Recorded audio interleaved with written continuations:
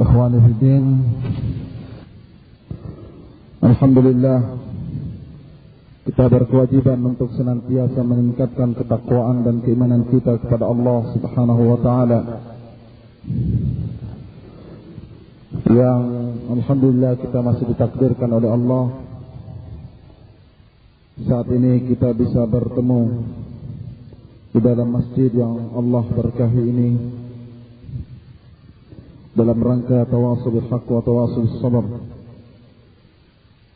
Satu kenikmatan yang Allah berikan kepada kita berada dalam majlis ilmu, di mana keutamaan kita berada dalam majlis seperti ini, seperti yang dijelaskan oleh Rasulullah sallallahu alaihi wasallam, man salaka tariqan yaltamisu fihi ilman sahhalallahu lahu bihi tariqan ilal jannah. Siapa yang melakukan perjalanan dalam rangka mencari ilmu, maka Allah akan memudahkan baginya jalan menuju syurga. Dan ketika kita berada dalam majlis seperti ini pun kita mendapatkan keutamaan. Seperti Rasulullah menyatakan, majtama'a qaumun fi baitin min buyutillah illa nazalat alaihim as-sakinah wa ghashiyatuhum rahmah wa khaffathum al-malaa'ikatu wa dzakarahum Allahu fi man 'indahu. Tidaklah berkumpul beberapa orang, sekelompok orang di dalam masjid dari masjid-masjid Allah. Kemudian di dalamnya mereka membaca ayat-ayat Allah, mempelajarinya, kecuali yang pertama, illa nazalat alaihim as-sakinah, Allah akan menurunkan atas mereka ketenangan. Wa ghashiyatuhumur rahmah, diliputi oleh rahmah. Wa khaffathumul malaika, dikelilingi oleh para malaikat. Karena memang di antara malaikat-malaikat Allah ada yang tugasnya keliling dunia, kemudian ketika mendapatkan majelis ilmu, mereka mendengarkan pembahasan-pembahasan, pembicaraan-pembicaraan yang ada di kalangan mereka. Kemudian wa dzakarahumullahu fi man 'indahu, dan Allah senantiasa menyebut mereka di sisi Allah Subhanahu wa taala di antara hamba-hamba Allah. Ikhwani fiddin, belum lagi kalau kita melihat keutamaan yang lain, seperti Allah Subhanahu wa taala jelaskan, a'udzu billahi minasyaitonir rajim, yarfa'illahu alladhina amanu minkum walladhina utul ilma darajat. Allah akan mengangkat orang-orang beriman dari kalangan kalian dan orang-orang yang menuntut ilmu beberapa derajat. Makanya ya ikhwani fiddin, di dalam ayat Al-Quran ada dua ayat yang dua kali Allah ulang, yakni narfa'u darajatin man nasha. Narfa'u darajatin man nasha. Pertama Allah Subhanahu wa taala sebutkan di dalam surat Ibrahim, juga Allah sebutkan di dalam surat Yusuf. Al-Imam Ahmad rahimahullah menjelaskan, narfa'u darajatin man nasha, kami mengangkat derajat orang yang kami kehendaki, ai bil ilmi, dengan ilmu.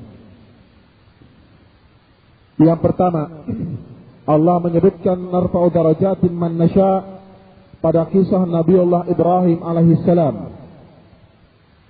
di mana Nabiullah Ibrahim alaihissalam dalam khitab ayat sebelumnya Allah berikan kemampuan untuk berdialog melawan kaumnya ketika itu.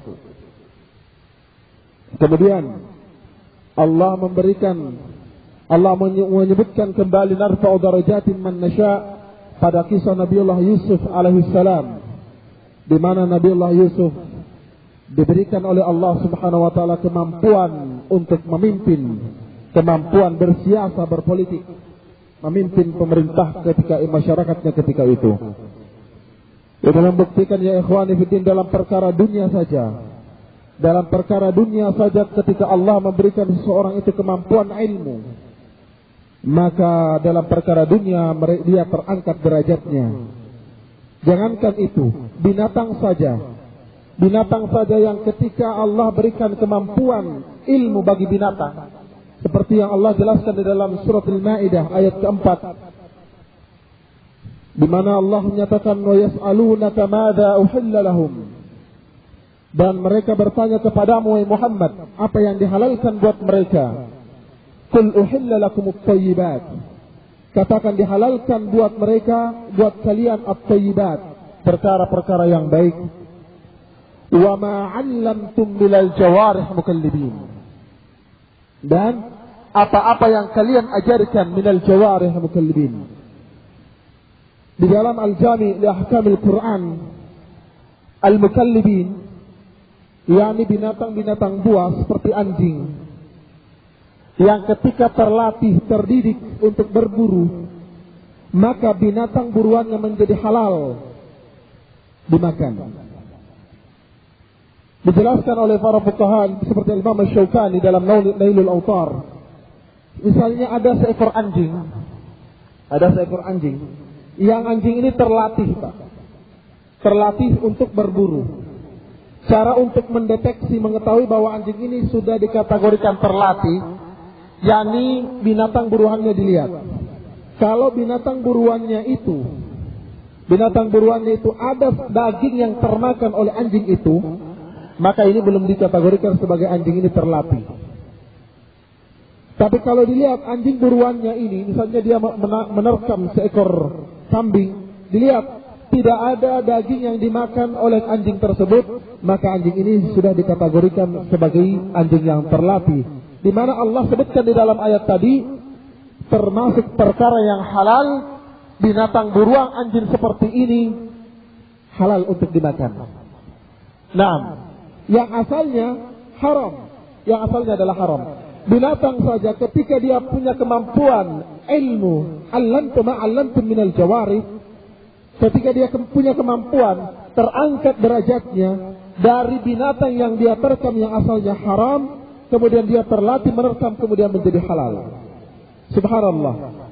Kalau dalam perkara ini saja kaum muslimin, Allah subhanahu wa ta'ala memperlihatkan kepada kita, Allah mengangkat derajat binatang yang diberikan kemampuan seperti itu. Dalam perkara dunia, Allah mengangkat derajat kepada orang yang Allah berikan kemampuan ilmu. Apalagi kalau kita berbicara agama. Apalagi kalau kita berbicara tentang agama ini. Ikhwani fi din, a'azakumullah. Maka pada hadis-hadis yang tadi kita baca, dan dalam ayat Al-Quran banyak sekali menjelaskan keutamaan kita mempelajari agama ini.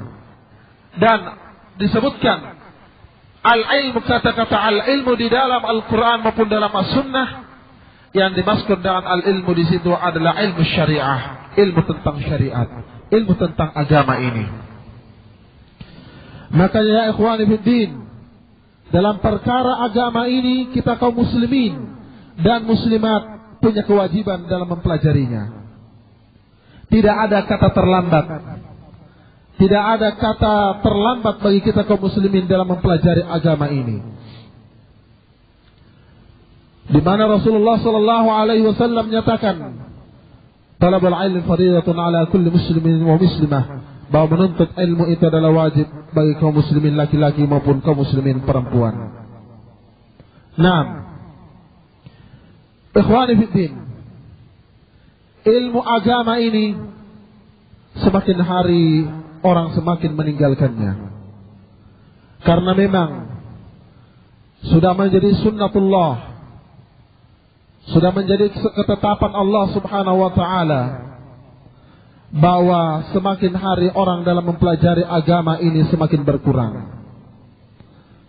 Semakin hari orang yang mau meneliti, mempelajari, menelaah, mendalami ilmu agama ini semakin berkurang. Semakin bisa dihitung dengan jari.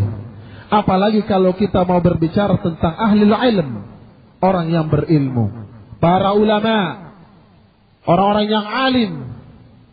Memang Allah subhanahu wa ta'ala kalau mau mengangkat satu ilmu, inna Allah la yanzi'anna al-ilmi qabdil ulama, sungguhnya Allah akan mencabut ilmu ini dengan mewafatkan para ulama. Kalau orang, Pak, dalam perkara dunia saja, kalau dalam perkara dunia itu kalau ada orang ahli dalam perkara dunia meninggal, 1.001 orang barangkali, 1.000, 2.000 orang yang bisa menggantikannya. Tapi kalau alim, orang-orang yang alim, orang para ulama meninggal dunia, Allahul Musta'an. Seluruh dunia orang kehilangan dan tidak ada yang mampu menggantikan orang alim tersebut. Ini ya ikhwani fiddin a'azakumullah. Baik. Maka satu kenikmatan yang Allah Subhanahu wa taala berikan kepada kita ketika Allah mentakdirkan kita bisa mencari dan mempelajari ilmu ini. Naam. Baik, terutama kalau kita melihat bagaimana sejarah para nabi dan rasul. Para nabi dan rasul yang pertama kali mereka dakwahkan, yang pertama kali mereka ajarkan kepada umat mereka adalah dalam perkara tauhid. Bagaimana mereka hanya menyembah Allah Subhanahu wa taala. Bagaimana mereka hanya beribadah hanya kepada Allah Subhanahu wa taala. Ini ya ikhwani fi din azakumullah. Seperti Allah Subhanahu wa taala jelaskan di dalam Al-Qur'an tentang Nabiullah Nuh alaihi salam, di mana Nabiullah Nuh berkata kepada kaumnya, "Ya qaumi ibudullah, ma lakum min ilahin ghairuh. Laqad arsalna Nuhan ila qaumi, faqala ya qaumi ibudullah, ma lakum min ilahin ghairuh." Telah kami utus Nabi Nuh kepada kaumnya dan berkata, "Wahai kaumku, tidak ada sesembahan. Ubudullah, sembahlah Allah. Tidak ada sesembahan buat kalian selain daripada Allah." Wa ila 'adin akhahum Huda, qala ya qaumi ibudullaha ma lakum min ilahin ghairuh. Dan kepada kaum 'Ad Allah mengutus saudara mereka yakni Nabiullah Hud, dan Nabi Hud menyatakan, "Ya qaumi ibudullah, wahai kaumku, sembahlah Allah, ma lakum min ilahin ghairuh, tidak ada sesembahan buat kalian selain Allah." Begitu dakwah Nabiullah Salih, wa ila Thamud akhahum Salihah, qala ya qaumi ibudullah ma lakum min ilahin ghairuh. Kepada kaum Thamud Allah mengutus saudara mereka yakni Nabiullah Salih. Nabi Salih menyatakan, "Wahai kaumku, sembahlah Allah, tidak ada sesembahan buat kalian kecuali Allah." Wa ila Madyana akhahum Syu'aibah, qala ya qaumi ibudullah ma lakum min ilahin ghairuh. Dakwah para nabi dan rasul sama, mengajak kaum muslimin, mengajak umat mereka, termasuk Nabi kita Muhammad sallallahu alaihi wasallam. Naam, mengajak umat ini untuk hanya beribadah kepada Allah Subhanahu wa taala. Dan ini dakwah tauhid, dakwah yang paling utama dan harus yang pertama kita dakwahkan, kita ajarkan kepada umat ini. Berapa banyak daripada kaum muslimin tidak mengenal Allah Subhanahu wa taala dengan benar. Berapa banyak dari kalangan kaum muslimin karena tidak pengetahuannya mereka minim terhadap Allah, terhadap agama ini, sangat mudah bagi mereka dibeli agamanya dengan harga dunia. Berapa banyak dari kalangan kaum muslimin karena kerendahan ilmunya dalam perkara agama ini, tidak mengenal Allah Subhanahu wa taala, mereka rela menggadaikan akidahnya hanya dengan sebuah mobil, mengganti tauhidnya dengan sebuah rumah, dengan beasiswa, dengan obat-obatan yang gratis. Naam, dengan bantuan-bantuan yang lainnya yang gratis. Kemudian merelakan akidahnya, tauhidnya ditinggalkan karena perkara-perkara seperti itu. Kaum muslimin a'azakumullah. Naam, dalam perkara tauhid ini, karena ini adalah ilmu yang pertama kali diajarkan para nabi dan rasul, maka ini yang penting sekali untuk kita ilmui, yang penting sekali untuk kita pelajari. Bagaimana sejarah mulanya terjadinya kesyirikan. Terjadinya kesyirikan pertama kali itu pada masa Nabiullah Nuh alaihi salam. Seperti yang Allah Subhanahu wa taala jelaskan di dalam surat Nuh, "La tadharunna alihatakum wa la tadharunna waddan wa la suwa'an wa la yaghutha wa ya'uqa wa nasra." Jangan kalian meninggalkan alihatakum, sesembahan-sesembahan kalian, dan jangan kalian meninggalkan Waddan, Suwa', Yaghuth, Ya'uq dan Nasr. Abdullah ibn Abbas radhiyallahu anhu menjelaskan, kelima orang ini, Waddan, Suwa', Yaghuth, Ya'uq dan Nasr, dulu adalah umatnya Nabi Nuh yang saleh, pengikut Nabi Nuh yang saleh. Ketika mereka meninggal, maka syaitan membisikkan kepada kaumnya Nabi Nuh untuk nama-nama mereka supaya tetap diingat oleh kaumnya. Majelis-majelis mereka diberikan dengan nama-nama mereka. Sampai pada akhirnya generasi ini hilang. Kemudian syaitan membisikkan cerita-cerita dusta tentang 5 orang ini. Nah, maka ikhwani fi din a'azakumullah, inilah satu darai di dalam agama kita. Diharamkannya seperti berhala, diharamkannya surah seperti gambar-gambar. Nah, karena asal mulanya terjadinya kesyirikan adalah pada masa Nabi Nuh, di mana 5 orang saleh ketika meninggal, nama mereka dibesar-besarkan, nama mereka dijadikan sebagai nama yang harus diingat sepanjang masa, dan pada akhirnya dikarangkan cerita-cerita khurafat. Naam, kemudian pada akhirnya mereka menjadikan orang-orang yang ini, 5 orang saleh ini sebagai alat untuk bertawassul kepada Allah Subhanahu wa taala dalam ibadah. Maka ya ikhwani fiddin, di dalam tauhid itu ada 3. Ada 3 macam tauhid. Yang pertama adalah tauhid rububiyah. Keyakinan yang pasti bahwa hanya Allah Subhanahu wa taala, tidak ada yang menyekutukan Allah di dalam menciptakan makhluk. Bahwa hanya Allah yang menciptakan, bahwa hanya Allah Subhanahu wa taala yang memberikan rezeki, bahwa hanya Allah yang menghidupkan dan mematikan, bahwa hanya Allah yang mengatur seluruh perkara dari langit. Naam. Dan ini diakui oleh orang-orang musyrikin. Di dalam Al-Quran Allah Subhanahu wa taala jelaskan hal ini. Wala in sa'altahum man khalaqas samawati wal ard la yaqulunna Allah. Seandainya engkau Muhammad bertanya kepada mereka siapa yang menciptakan langit dan bumi, niscaya mereka akan menjawab Allah. Jadi mereka meyakini, Pak, mereka meyakini bahwa yang menciptakan langit dan bumi adalah Allah. Yang memberi mereka rezeki adalah Allah. Yang menghidupkan dan yang mematikan adalah Allah. Nah, yang mengatur seluruh perkara dari langit adalah Allah. Mereka meyakini itu. Terus di mana letak penyimpangan mereka? yakni pada tauhid yang kedua, yakni tauhid uluhiyah. Pada tauhid uluhiyah. Yang dimaksud dengan tauhid uluhiyah, keyakinan yang pasti bahwa hanya Allah satu-satunya yang patut untuk disembah. Bahwa hanya Allah satu-satunya yang diibadahi. Disinilah letak penyimpangan orang-orang musyrikin pada masa jahiliyah, hari ini dan akan datang. Nah, di mana letak penyimpangan mereka? Padahal Allah Subhanahu wa taala menjelaskan kepada kita pengungkapan dari mulut mereka, tidak mereka mengakui bahwa mereka menyembah selain Allah. Di dalam Al-Quran dijelaskan, bagaimana pernyataan orang-orang musyrikin. Wa ma na'buduhum illa liyuqarribuna ila Allahi zulfa.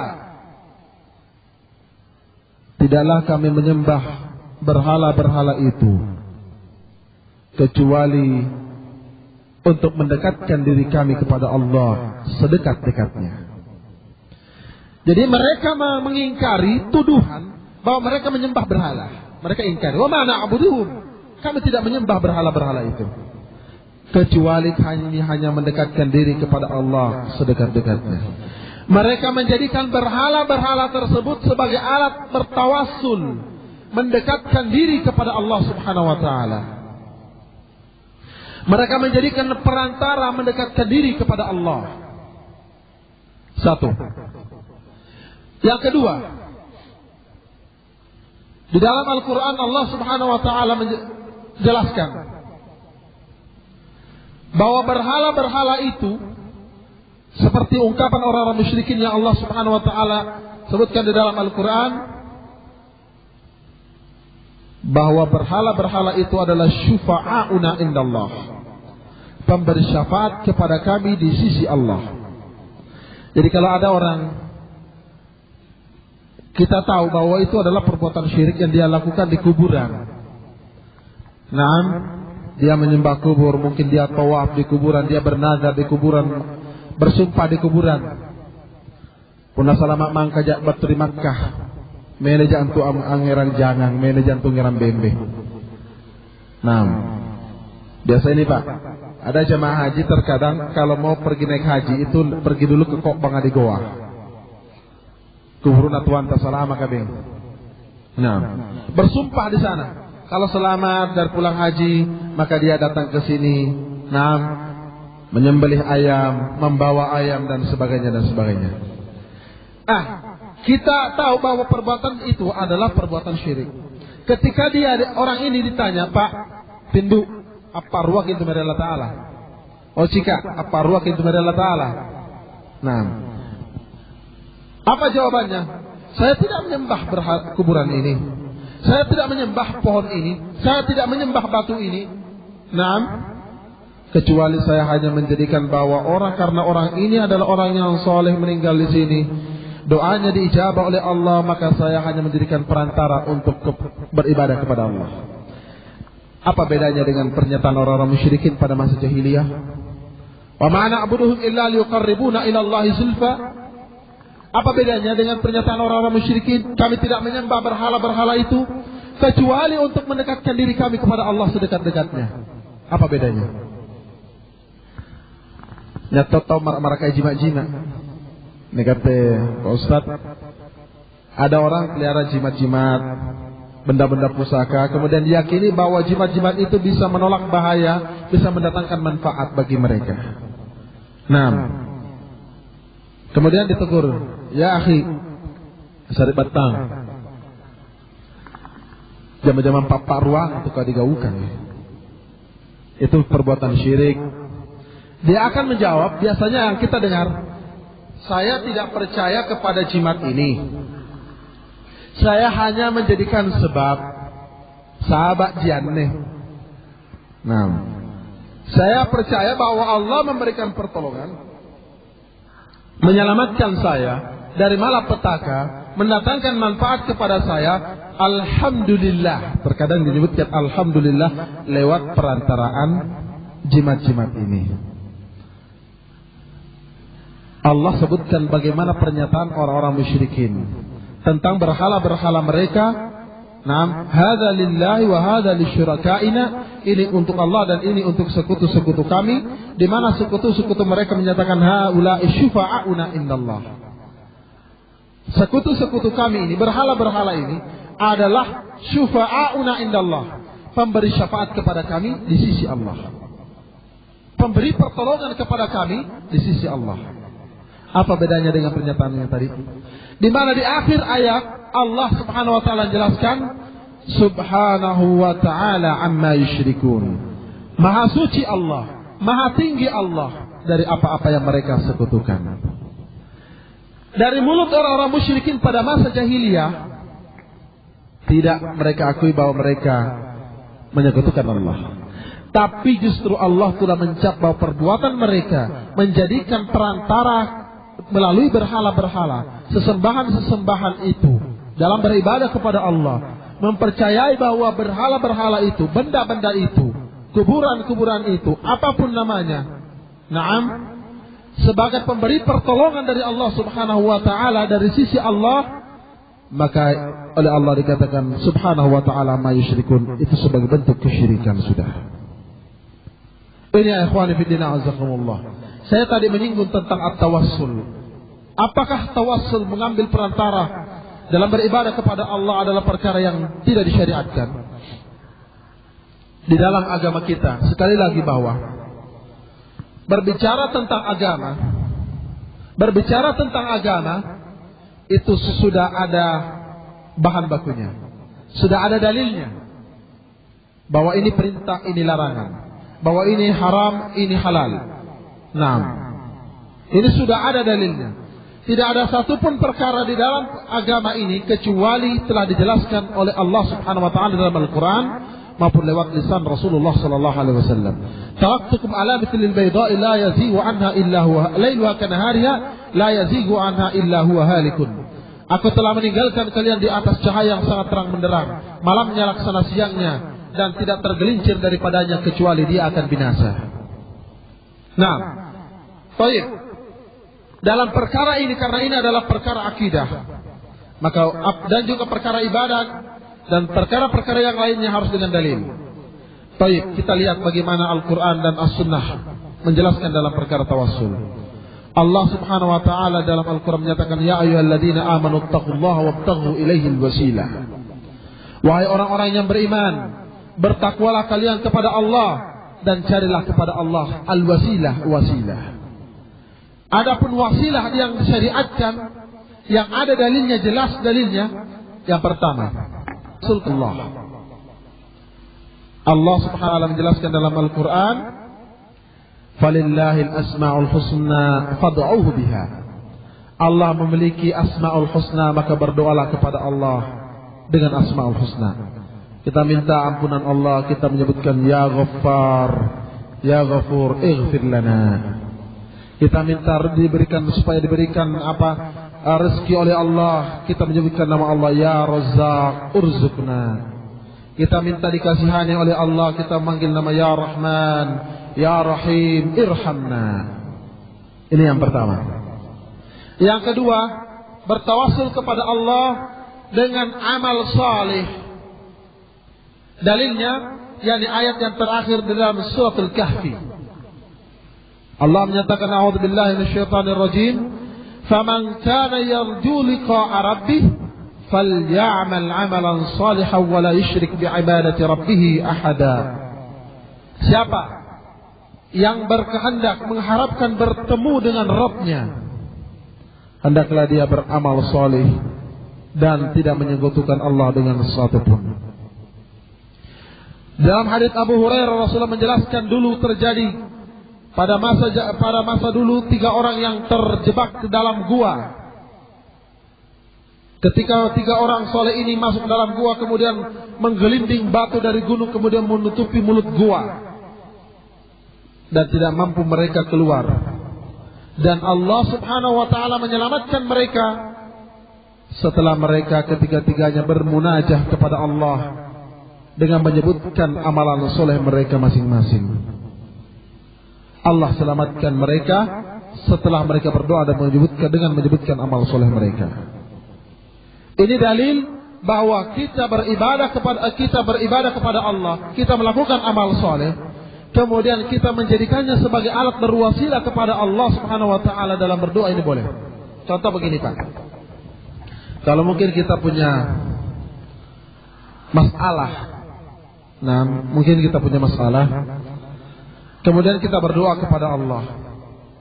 Sementara kita adalah senantiasa, misalnya saya contohkan, orang ini senantiasa dia melakukan sholat berjamaah 5 waktu misalnya, atau tidak pernah menyakiti kaum muslimin, tidak pernah mengganggu kaum muslimin. Ini contoh saja. Maka ketika dia berdoa, bisa dia menyebutkan, ya Allah, saya mengamalkan perintahmu sholat, menjalankan sholat 5 waktu dengan berjamaah. Ya Allah, saya tidak pernah menyakiti saudara saya kaum muslimin. Maka kalau ini adalah amalan ibadah, maka keluarkanlah saya dari masalah-masalah ini. Boleh seperti ini, Pak. Ini boleh bertawassul dengan amal soleh, seperti 3 orang soleh tadi yang terjebak dalam gua. Yang ketiga adalah bertawassul kepada Allah Subhanahu wa taala dengan doanya orang soleh yang masih hidup. Seperti Umar ibn Khattab, itu kalau mau keluar berperang, itu mendatangi Abbas, pamannya Rasulullah, supaya didoakan. Para sahabat minta didoakan oleh Rasulullah sallallahu alaihi wasallam. Ini ketika Rasulullah masih hidup.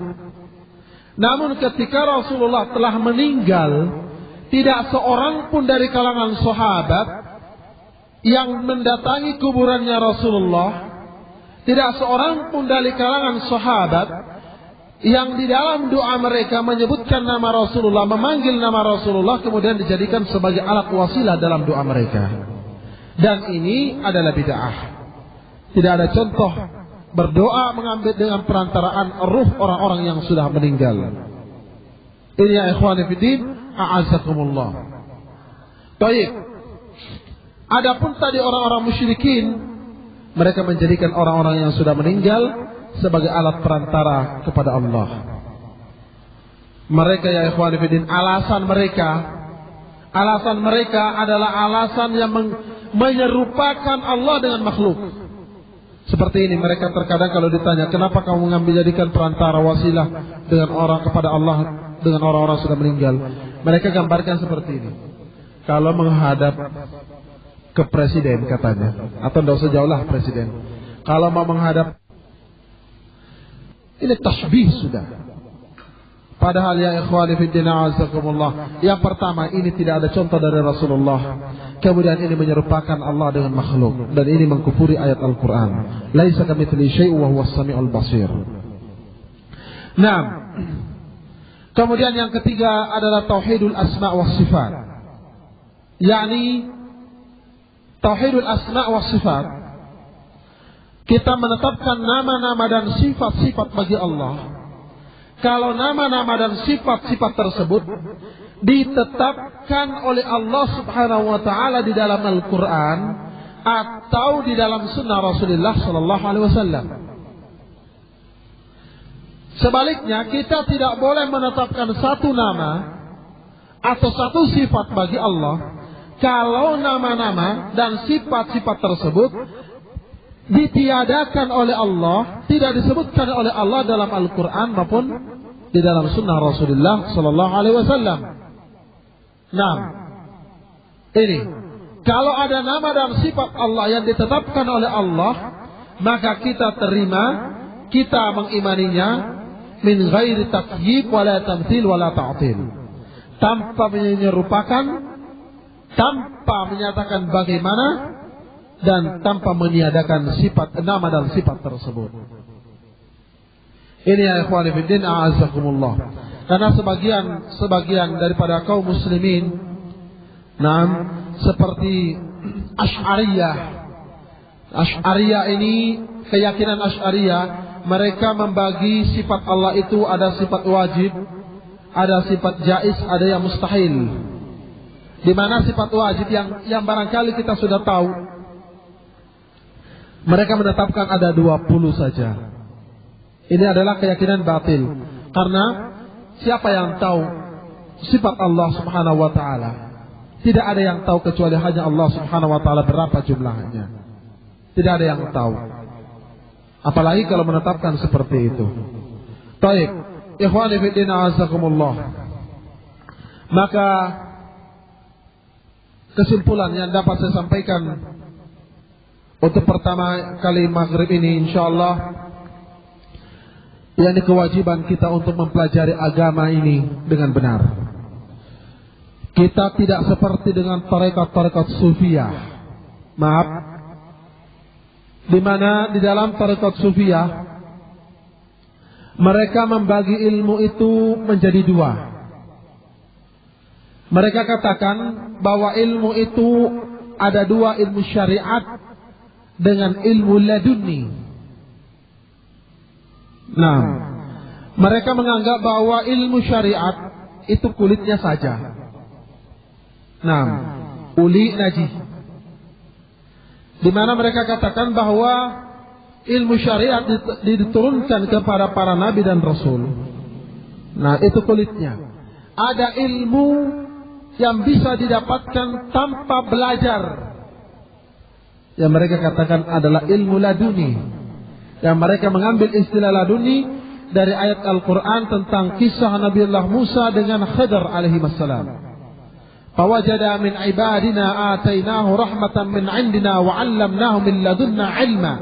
Dari kata-kata min ladunna ilma mereka ambil itu. Ilmu laduni. Ikhwani fillah a'azzakumullah. Ini insyaallah kita akan jelaskan secara tuntas nanti bagaimana kesempurnaan agama ini. Yang jelas bahwa ilmu syariat, bahwa umat ini, umatnya Rasulullah sallallahu alaihi wasallam, telah diturunkan oleh Allah syariat kepada mereka diturunkan, diutus kepada mereka seorang Rasul Nabi kita Muhammad sallallahu alaihi wasallam sebagai contoh dalam memahami dan mengamalkan agama ini dengan benar. Sementara Rasulullah sallallahu alaihi wasallam mengamalkan agama ini seperti apa yang Allah Subhanahu wa taala ajarkan, bimbing kepada Nabi kita Muhammad sallallahu alaihi wasallam. Kemudian Nabi kita Muhammad mengajarkan, membimbing umat ini mengamalkan agama ini dengan syariat yang jelas, dengan ilmu yang sangat jelas. Ini. Jadi ilmu tentang agama ini sudahlah sangat sempurna, sudah sangat sempurna. Tidak ada satu perkara dalam agama ini kecuali dalam agama ini telah dijelaskan ilmunya. Kita ambil contoh, Pak. Kita ambil contoh. Pengakuan Ali bin Abi Thalib radhiyallahu anhu. Ali bin Abi Thalib menyatakan bahwa kami para sahabat tidaklah melewati satu ayat kecuali kami menanyakan maksudnya kepada Rasulullah sallallahu alaihi wasallam. Kemudian kami menghafalnya, kemudian kami mengamalkannya. Abu Bakar As-Siddiq menyatakan, "Ayyu sama'in tudhilluni wa ayyu ardin tuqalliduni idza qultu ana fi kitabillah bighairi ilm." Langit mana yang mampu menaungiku? Bumi mana yang mampu aku berpijak di atasnya? Yang kalau aku berkata dalam kitab Allah tanpa dasar ilmu. Jadi mereka ya ikhwan fillah mempelajari agama ini seperti bimbingan Rasulullah sallallahu alaihi wasallam. Tidak dengan menghayal. Tidak dengan menghayal, karena sebagian saudara-saudara kita ini ada yang mereka membagi ilmu seperti ini. Belum lagi mereka terkadang memisahkan satu ilmu dari agama. Nah, terkadang kita dengar ada perkataan orang, wah jangan bicara politik. Nah, itu bukan urusan kita kaum muslimin, urusannya para politikus. Allahul musta'an. Padahal agama kita mengatur, Pak, semua perkara termasuk dalam perkara politik. Jangan bicara khilafiyah, perselisihan itu. Nah, itu bukan urusan kita. Padahal kalau kita tidak bicarakan perkara-perkara khilafiyah, perselisihan para ulama tentang perkara ini, kemudian kita jelaskan mana yang lebih rajih, umat ini akan buta. Umat ini tidak akan tahu mana yang lebih kuat pendalilannya. Wallahu a'lam bishawab. Insyaallah kita akan lanjutkan pembahasan kita. Naam. Dan untuk maghrib ini sekira insyaallah sampai di sini. Dan sebelum saya tutup mungkin ada 1-2 pertanyaan. Wallahu a'lam bishawab. Mungkin ada 1-2 pertanyaan. Ya.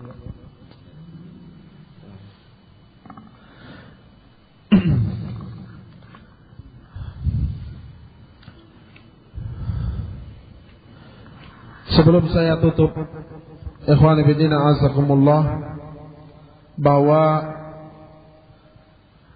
tanggung jawab kita semuanya kaum muslimin melanggengkan agama ini adalah dengan cara bagaimana ta'lim ilmu seperti ini kita makmurkan di masjid-masjid Allah Subhanahu wa taala.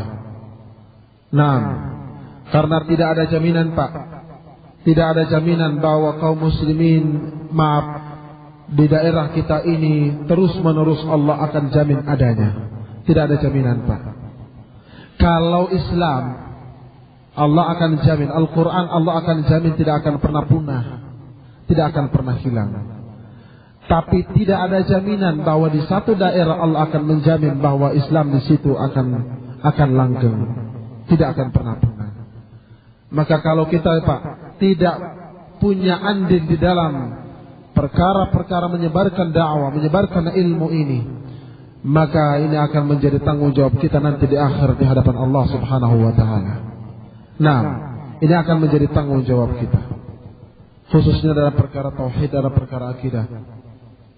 Terutama lagi hari ini, ikhwani fillah azakumullah, ilmu agama ini semakin hari semakin tidak ada waktu untuk dipelajari oleh anak-anak kita. Kita lihat bagaimana mereka mendapatkan informasi-informasi, pelajaran-pelajaran, tontonan-tontonan. Apa yang mereka lihat kebanyakan adalah maksiat. Apa yang mereka dengar kebanyakan adalah maksiat. Mulai ketika mereka bangun dari tidurnya sudah membuka TV-nya, menonton tontonan-tontonan yang maksiat, penuh dengan maksiat, penuh dengan bid'ah, penuh dengan penyimpangan-penyimpangan agama. Mereka dididik bagaimana membantah orang tua. Mereka dididik bagaimana melawan orang tua. Mereka dididik bagaimana berbuat syirik. Anak-anak kecil kita ini sudah belajar, Pak, bermain-main seperti orang yang mengeluarkan ilmu sihir. Ini ikhwani fillah. Dari mana mereka dapat? Dari mana mereka mendengar? Dari mana mereka lihat? Adalah dari tontonan-tontonan. Dan ini adalah upaya orang-orang kafir dalam menjauhkan kita kaum muslimin dari agama ini. Ada beberapa upaya orang-orang kafir terhadap kita kaum muslimin, makar mereka terhadap kita. Yang pertama memang ib'adul muslimin an islamihim. Bagaimana kaum muslimin dijauhkan daripada keislamannya. Kalau orang tua kita dulu mungkin, Pak, habis maghrib baca Al-Quran, ya Pak ya, habis maghrib baca Al-Quran. Tapi kalau anak-anak sekarang habis maghrib mereka nonton. Mereka mengurangi waktu mereka beribadah. Padahal waktu maghrib isya ini efektif sekali untuk mereka belajar. Mereka membaca Al-Quran. Yang kedua, gharsus syukuk fi qulubil mu'minin. Menanamkan keraguan-raguan di hatinya orang-orang beriman. Dengan cara apa? Pemahaman-pemahaman yang tasbih, talbis, pengkaburan-pengkaburan agama dilontarkan kepada kaum muslimin yang sudah yakin tentang keimanannya. La ilaha illallah, yang kita yakin tidak ada ilah, tidak ada sesembahan kecuali Allah. Dipelintir maknanya menjadi tidak ada Tuhan selain Tuhan. Kita bingung kaum muslimin. Assalamualaikum warahmatullahi wabarakatuh adalah salam kita kaum muslimin, mau diganti dengan selamat pagi. Kita bingung lagi kaum muslimin. Yang kita yakin bahwasanya pakaian muslim itu harus menutup aurat, muslimah juga harus menutup aurat. Dikatakan bahwa cukup mengikuti kondisi daerahnya. Siapa yang melontarkan semuanya itu adalah orang-orang yang dianggap oleh orang-orang awam dari kalangan kaum muslimin ada orang-orang yang paham terhadap agama. Ini gharsus syukuk fi qulubil mu'minin. Memang tujuan mereka adalah untuk menanamkan keraguan-raguan di dalam hatinya kaum muslimin. Yang ketiga, cara mereka adalah at-tafriq bainal muslimin, memecah belah kaum muslimin. Maka ya ikhwani fi din azakumullah, mudah-mudahan Allah memberikan kekuatan kepada kita membentengi umat ini, membela agama ini dengan kemampuan yang Allah berikan kepada kita.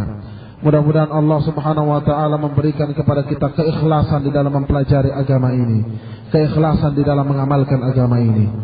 Semoga Allah subhanahu wa ta'ala membukakan hati-hati kita masing-masing di dalam menerima agama ini sebagaimana dicontohkan oleh Rasulullah sallallahu alaihi wasallam. Naktafi bihadza, subhanakallahumma wa bihamdika, asyhadu an la ilaha illa anta wa astaghfiruka wa atubu ilaik. Assalamualaikum warahmatullahi wabarakatuh. Assalamualaikum warahmatullahi wabarakatuh. Innal hamdalillah nahmaduhu wa nasta'inuhu wa nastaghfiruh wa natubu ilayhi wa na'udzu billahi min shururi anfusina wa min sayyiati a'malina. من يهده الله فلا مضل له ومن يضلل فلا هادي له وأشهد أن لا إله إلا الله وحده لا شريك له وأشهد أن محمدا عبده ورسوله. Ikhwani fi din azakumullah, untuk malam ini insyaallah kita akan membaca kitab kecil yang ditulis oleh Dr. Nasr bin Abdul Karim Al-Aqal, yakni Mujmal Usul Ahli Sunnah wal Jamaah fil Aqidah, yang memuat beberapa poin-poin yang sangat ringkas dalam permasalahan akidah. Bismillahirrahmanirrahim. Qala al-muallif rahimahullah, al-aqidatu luqatan min al-aqd wat-tawfiq wal-ihkam wal-rabt biquwwah. Akidah secara bahasa itu dari kata al-aqdu, artinya ikatan, atau at-tawthiq, mengokohkan, atau al-ihkam, menetapkan, atau ar-rabtu biquwah, ikatan yang kuat. Ini secara bahasa. Adapun secara istilah, al-imanul jazim alladhi la yatatarraku ilaihi syakkul ladai mu'taqidih, yakni keimanan yang pasti, yang tidak bisa ditembus oleh keraguan-raguan bagi orang yang berakidah tersebut. Jadi keyakinan yang pasti yang tidak bisa ditembus lagi oleh keraguan-raguan, ini namanya akidah. Secara istilah Islam, akidah Islamiyah yakni al-imanul jazim billahi ta'ala, yaitu keimanan yang pasti terhadap Allah Ta'ala wa ma yajibu lahu minat tauhid wa ta'ah, dan apa-apa yang wajib bagi Allah misalnya dari perkara tauhid, seperti yang sudah kita jelaskan bahwa tauhid itu ada uluhiyah, ada rububiyah, ada tauhid uluhiyah dan tauhid al-asma wa sifat. Wa ta'ah, dan ketaatan kepada Allah Subhanahu wa taala. Juga wa bi malaikatihi, dan keyakinan yang pasti terhadap malaikat-malaikat Allah. Di mana keyakinan terhadap malaikat Allah itu kalau secara mujmal, secara global, kita mengimani bahwa Allah mempunyai makhluk yang bernama para malaikat. Namun kalau sudah diperinci, misalnya malaikat itu jumlahnya berapa, nama-namanya, pekerjaan-pekerjaannya, sifat-sifatnya, ini wajib dengan dalil. Tidak boleh kita menetapkan satu malaikat misalnya dengan namanya, kemudian sifatnya, pekerjaannya tanpa dengan dalil. Satu contoh misalnya, ada pernah satu orang yang bertanya, katanya dia pernah bermimpi, di mana mimpinya itu dia katanya didatangi oleh Rasulullah dan malaikat Jibril. Terus saya tanya, bagaimana antum melihat dan menyatakan bahwa itu adalah Rasulullah, dan bagaimana antum melihat kemudian kamu menyatakan bahwa itu adalah malaikat Jibril?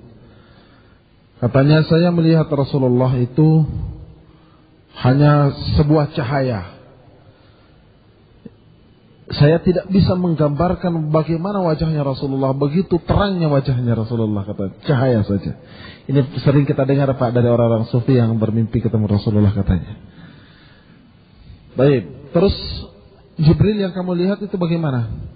Saya melihat Jibril yang menemani Rasulullah itu punya sayap, tapi sayapnya itu 3, kanan, kiri, belakang 1. Baik. Ikhwani fiddin, pertama kita katakan bahwa menetapkan bahwa mimpi bertemu Rasulullah itu adalah hak kalau mimpi itu benar seperti ciri-ciri Rasulullah yang disebutkan di dalam sunnah. Kemudian kalau Rasulullah dalam mimpi itu mengajarkan sesuatu, tidaklah keluar kecuali dari yang telah ditetapkan oleh Allah dan Rasulnya ketika Rasulullah masih hidup. Tidak akan membawa syariat baru. Tidak akan pernah membawa syariat baru. Kalau itu dengan ciri-ciri yang ada dalam sunnah, itu bisa jadi adalah Rasulullah. Karena syaitan tidak mampu menyerupai Rasulullah. Terus Jibril.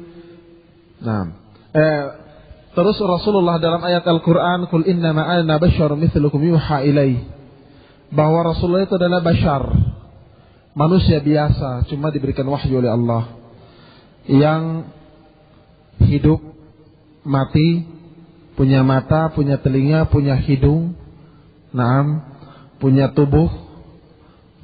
Bukan sebuah cahaya. Bukan sebuah cahaya. Naam. Kemudian dilanjutkan, terus bagaimana yang perkataan anta nurun fawqa nur? Nah, perkataan engkau adalah cahaya di atas cahaya.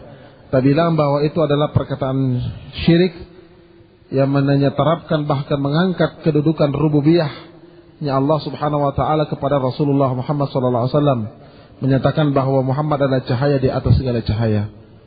Nah, ini jadi Rasulullah itu di dalam sunnah bukan sebuah cahaya. Pertama. Kemudian di dalam hadits Bukhari dari sahabat Abu Hurairah tentang Jibril ini, bahwa Jibril memiliki 600 sayap, bukan 3 sayap. Bukan 3 sayap. 6. Ya, maka kita bilang bahwasanya yang antum mimpikan itu bukanlah Rasulullah dan bukan malaikat Jibril. Karena kalau sudah berbicara memperinci para malaikat harus dengan dalil. Tidak bisa mengatakan bahwa itu adalah malaikat kecuali dengan dalil. 6. Sifat-sifatnya jelas, pekerjaannya jelas. 6. Ada lagi katanya bermimpi, memimpi melihat Rasulullah itu. Loh, saya lihat dalam mimpinya Rasulullah menyatakan bahwa saya adalah Rasulullah. Namun saya lihat bahwa Rasulullah tidak berjenggot. Rasulullah katanya, saya lihat di dalam mimpi saya itu justru punya kumis. Ana bilang itu bukan Rasulullah, itu Pak Raden gitu. Dan ini ya ikhwan fillah. Ya. Jadi kita secara mujmal, secara global kita mengimani para malaikat, tapi kalau sudah diperinci dengan dalil. Wa kutubihi, dan dengan kitab-kitabnya, kita mengimani secara pasti kitab-kitab Allah. 6. Sebagaimana para malaikat, kita mengimani para malaikat kalau malaikat itu dijelaskan oleh Allah dalam Al-Quran dan Al-Sunnah, dan kitab-kitab yang Allah turunkan kepada Nabi dan Rasul yang dijelaskan oleh Allah dalam Al-Quran dan Al-Sunnah. Kita tidak mengingkari satupun kitab yang dijelaskan bahwa itu adalah kitab Allah, sebagaimana kita tidak mengingkari para malaikat kalau itu dijelaskan bahwa itu adalah malaikat Allah. Berbeda dengan orang-orang Yahudi, di mana Yahudi mengingkari Jibril, orang Nasrani mengingkari Mikail. Nah, ini ikhwan fillah. Jadi kita umat Islam yang berimani semua kitab-kitab. Cuma kita mengimani kitab-kitab yang Allah turunkan. Nah, seperti Zabur yang Allah turunkan kepada Nabi Allah Daud, Taurat yang Allah turunkan kepada Nabi Musa, Injil pada Nabi Isa, dan Al-Quran kepada Nabi kita Muhammad SAW. Begitupun suhuf, lembaran-lembaran yang Allah turunkan kepada Nabi Ibrahim dan Nabi Musa. Wa rusulih, dan rasul-rasulnya. Kita pun mengimani rasul-rasul Allah Subhanahu wa taala. Para nabi dan rasul yang hanya Allah yang mengetahui berapa jumlahnya. Jadi kita secara global kita hanya mengimani bahwa Allah mengutus para nabi dan rasul. Adapun kalau diperinci namanya, sifat-sifatnya, ini harus ada jelas dalilnya. Tidak boleh kita menetapkan. Karena di antara para nabi dan rasul itu ada sebagaimana Allah jelaskan, wa minhum man qasasnahum 'alaika wa minhum man lam naqsushum 'alaik. Di antara para nabi itu ada yang kami kisahkan kepada Muhammad, ada yang tidak kami kisahkan. Nah, jadi jumlah para nabi itu cuma Allah yang tahu berapa jumlahnya. Ini ya ikhwan fillah. Adapun kalau diperinci, nah ini dengan dalil. Baik, maka kita tidak boleh mengkafiri salah satu nabi, salah satu rasul yang Allah utus.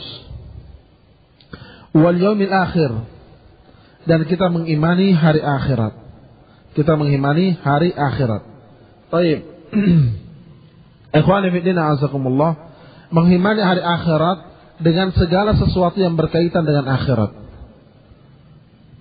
Dengan segala sesuatu yang berkaitan dengan akhirat. Kita mengimani adanya surga dan neraka, kita mengimani adanya azab kubur, kita mengimani adanya sirat, adanya mahsyar, adanya mizan, timbangan amal, dan seterusnya. Nah, kita tidak boleh mengkafiri salah satu perkara yang berkaitan dengan akidah yang jelas dalilnya, yang kuat dalilnya, kemudian kita mau menolaknya karena menyanggap bahwa hadis tersebut adalah hadis ahad yang bertentangan dengan akal. Seperti orang-orang Mu'tazilah.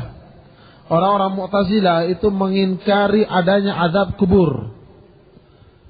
Nah, mengingkari bahwa di akhir zaman Nabiullah Isa akan turun. Ini Mu'tazilah. Ini ikhwan fillah. Karena mereka menganggap itu adalah hadis ahad. Kalau bertentangan dengan akal, walaupun sahih maka harus ditolak. Nah, padahal hadis ahad kalau itu sahih maka itu adalah dalil yang wajib kita pegangi dan kita meyakini kebenarannya. Nah, mereka menganggap bahwasanya tidak mungkin ada azab kubur. Tidak mungkin ada kenikmatan di dalam kubur. Coba kita buktikan katanya. Kita bongkar kuburan itu. Kita buktikan. Mana tanda-tanda bahwa situ pernah terjadi penyiksaan? Mana tanda-tanda bahwa di situ pernah ada kenikmatan? Ini dibantah oleh pendapat ini dibantah oleh Syekh Muhammad bin Shalih Al-Utsaimin dalam kitab beliau Syarh Ushulul Iman dan kitab-kitab beliau yang lainnya.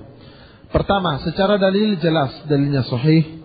Naam, sabit adanya azab kubur dari Al-Qur'an dan As-Sunnah. Adanya fitnah kubur.